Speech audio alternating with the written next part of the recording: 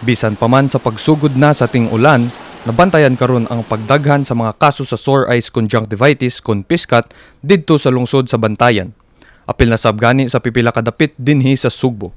Ang munisipyo sa Bantayan misugod na sa ilang information drive pagpasabot kalabot sa maong sakit. Si Bantayan Municipal Health Officer Dr. Samantha Tinsay mihatag og giya sa mga Bantayanon paglikay nga mataptan niini. So, usahay ang therapy ani is called supportive care. So, magbutang lang ta warm compress, cool compress.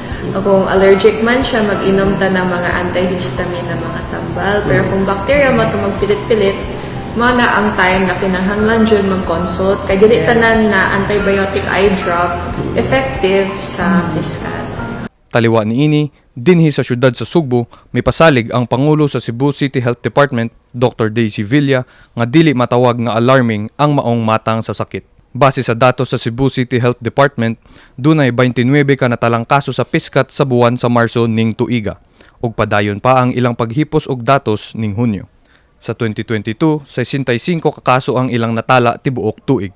Apan gibutyag ni Villa nga dili ni angay kabalakan. So dili kaayo ing ana ka significant pero dili kay ta mag-uol kay because ang conjunctivitis is labi na viral, self-limiting, magpula lang ang mata unless if na ay mga eye discharges. So that would be the time nga we will treat with antibacterial.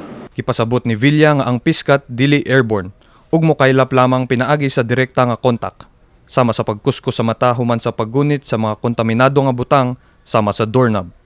Tugang usab ni Villa nga ang piskat self-limiting lamang, pasabot nga mawala ra kini og iyaha. Dunay duha ka klase sa conjunctivitis kon piskat, mauni ang common nga viral conjunctivitis ug ang bacterial conjunctivitis. So kung mayroon kag viral, so self-limiting siya. 1 week mawala na. Munang asay, butangan lang nilagay mo, mawa na ang redness, mawa na ang kuan. Pero, once may kag bacterial conjunctivitis, so, naa siya mga discharges. Kunya, with all the kanang baga sa kuan, irritated na imong eye, murag, grabe ka pula, grabe kay ka kuan. So, munang muhatag ta og antibiotic with steroids. Nagkanayon si Villa nga importante ang saktong hygiene kon kalimpyo sa kalawasan para mapugnan ang pagkaylap sa piskat. Kini masunod pinaagi sa pagpanghugas sa kamot ug pagsunod sa mga health protocols. Kitagaan usab ug pagtagad ni Dr. Villa ang pagsaka sa kaso sa hand-foot-mouth disease sa Dakbayan sa Sugbo. Apan sama sa piskat, dili daw kini angay kabalakan. Ang Cebu City Health Department nag-auhag sa mga katawhan sa paghugas ug kamot ug padayong pagsunod sa health protocols aron malikayan ang pagkatap sa sore eyes kon piskat. Kini si Denver Forzado Jr., HNUcom intern alang sa My TV Cebu.